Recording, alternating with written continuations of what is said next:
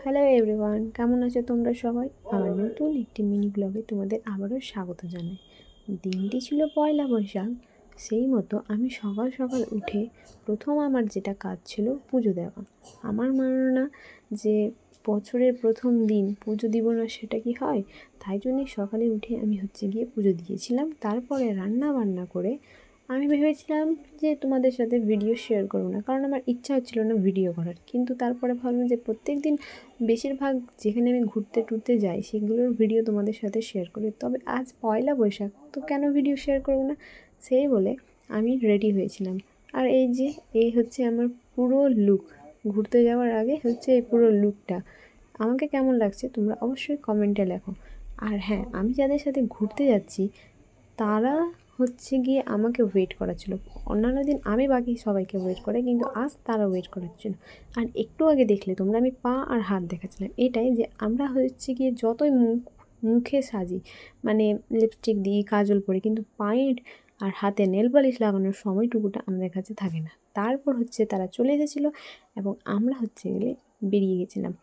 আমার বিয়ের পর ঘুরতে যাওয়ার বন্ধু অনুদি। বিয়ের আগে আমার বান্ধবী ছিল, তার বিয়ে হয়ে গেছে, এখন সেও আসে মাঝে সাঝে। যেহেতু তার বিয়ে অনেক দূরে হয়েছে তাই জন্য এখন সে তেমনটা দেখাও হয় না, আর মাঝে সাঝেই দেখা হয়। তো আমরা যেখানে যাচ্ছিলাম সেখানে পৌঁছে গেছিলাম।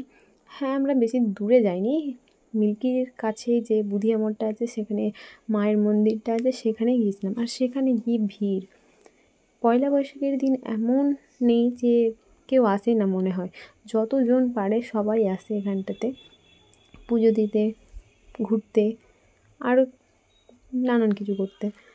তো সেই মতো আমরাও গেছিলাম, ভোগ দিয়েছিলাম, দিয়ে তারপরে মেলায় গেছিলাম বলতে না, মেলায় ধাক্কা খেতে খেতে গিয়েছিলাম আর কি।